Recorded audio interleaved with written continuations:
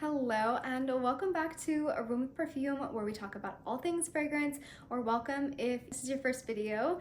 Today I want to talk about my favorite clean, kind of powdery iris musky scents, because I feel like over the holidays I tend to gravitate towards warmer, deeper scents than maybe what I usually do, and so by the time January comes around I start to crave those cleaner, more powdery, just showered, just washed your hair kind of scents, but I still want something that doesn't feel too crisp or refreshing, if that makes sense.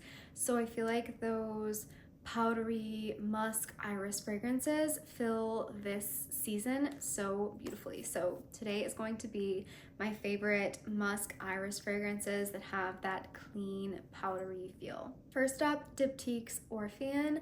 This is a fragrance that I've been reaching for so much, really over the last year.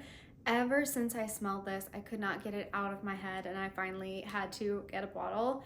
This is the most ethereally beautiful, clean, fresh, woody yet powdery scent. It's got this beautiful kind of aromatic juniper berry that's very crisp and foresty, and then you've also got that cedar as well for that woody component. Then at the same time, you get these beautiful, fresh, like clean, powdery notes. And I saw someone describe this as doing laundry in an enchanted forest. And that is a perfect description to me. It really is woody, yet very crisp, but also very soft feeling and clean because of those powdery notes. Definitely would say that the juniper and the powdery notes and the cedar are what come out the most to me in this fragrance. I believe there is a jasmine note as well, but I don't get a significant amount of jasmine from this. This is beautiful. It is very unique to me. I have never smelled anything that smells like Diptyque Orphan. There's going to be several mise en scène fragrances on this list because I think that Alberto Morillas does such a beautiful job within this fragrance category. The first one I want to talk about is Luxury by Mise en Scène.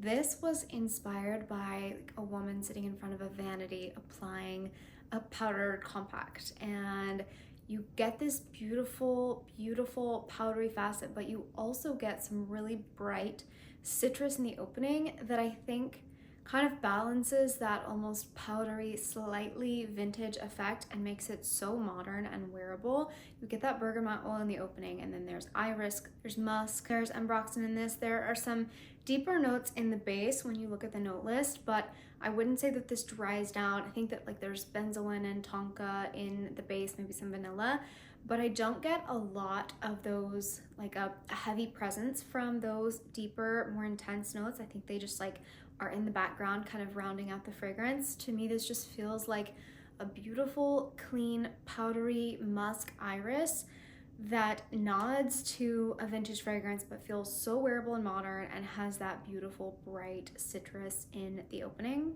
The next mise en scène fragrance is Edition de Veroni, which is one of my all-time favorite fragrances. I used a significant amount of this bottle and I have a backup bottle. This is a beautiful white rose and musk fragrance. This is a like almost a creamy white musk, and to me this is always kind of red on the skin as a beautiful, like dense, luxurious bar of a really high quality rose soap. It has something about the white musk in here and that kind of dense, creamy yet so clean feeling about it lends an image of like a luxury triple milled French soap in my brain.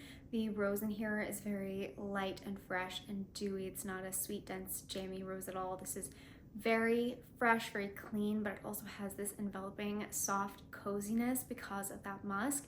And this will last on clothes literally until you wash them. It has just such incredible longevity, but I would say that it sits intimately, maybe like, you know, an arm's length projection. This isn't like a crazy fragrance, but it has that longevity, I think, because of some of the molecular elements that are present in a lot of the mise en scène fragrances. Next, Molecul 1 Plus Iris. This is so beautiful. This is the original Molecul 1, maybe slightly toned down on the ISOE Super. The addition of this really beautiful powdery iris note. This fragrance is gorgeous. It's fresh, it's soapy, it's slightly woody, it's a bit powdery. It's not really sweet or dry. I just find it kind of neutral and super, to me, super feminine, super clean, and it really, because of the ISOE Super, sort of just creates this delicately scented cloud around you. Feels so clean. It's very understated but also very elegant at the same time. My one thing that I don't love about this house is I'm not a huge fan of their bottles. Chanel No. 5 L'Eau. This was a fragrance that I wore daily for several years actually, and that's so funny now because I don't very often wear the same thing in a row multiple days, but for a time period this was like my signature. This is a really, really light, lemony, effervescent version of the original No. 5. So if you've tried the original No. 5 and it doesn't work on your skin or it feels too heavy for you, this is a very bright, soapy, effervescent, and citrusy take on the original. This always makes me think of sitting in a slightly lemony bubble bath, sipping on a glass of champagne. Misencer's Lovely Alba. In ways, I think that this shares some similarities to Misencer's Luxury in that they are both iris fragrances with a intense citrus opening. This one has this really beautiful, almost bitter orange feel. This has bergamot and neroli and jasmine. Then there's iris, benzoin, and vanilla in the base. Stays very light and clean, but in the opening you get this kind of crisp, almost like an orange zest with that slight bit of bitterness, I'm guessing from the neroli. Then as it dries down and that opening starts to dissipate a bit, you get the beautiful iris and you start to get a little bit of that warmth from the vanilla. This has, I would say, a bit more sweetness than Luxury. This dries down with a bit more warmth. It's ever so slightly more almost solar. Next, Eclix by Tiziana Terenzi. This is, to me, a kind of lemony iris fragrance. It has definitely this like powdered fluffy lemon quality. I definitely get the lemon. I wouldn't say I get a whole lot of almond, maybe just a little bit, almost in the way that there are like beautiful almond soaps that still smell very clean, but they have maybe a bit of sweetness and a bit of creaminess. I think that that is almost what the almond in here brings. It's not an intense kind of in your face syrupy almond, and then you get the beautiful iris, the musk, the lemon, and the effect is this maybe slightly vintage feeling but very clean, fresh, lemon powdery fragrance that I think is just so elegant. Xerjoff's Apollonia literally just smells like clouds. Like it just smells clean, it smells fluffy and powdery.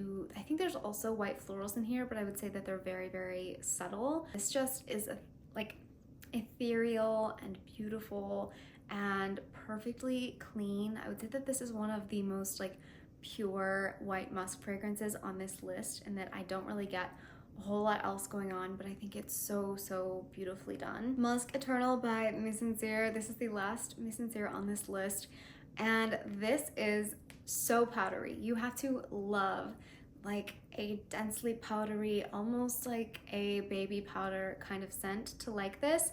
But if you do, it is the most elegant version of that scent profile mixed with this beautiful, beautiful tonka that adds warmth and sweetness. This definitely on this list has the most warmth and sweetness and kind of vanillic tonka aspect in the dry down. And this has incredible protection, like a couple of sprays and you can smell this for a very wide radius. I absolutely love this. It is such a comforting scent to me. This feels like getting a hug from someone that you love. Very, very cozy fragrance, just such incredible performance as well. Glossier You Doux. Now, I am not a fan of the original Glossier You. It just doesn't work on my skin. I get a very peppery feel from the original.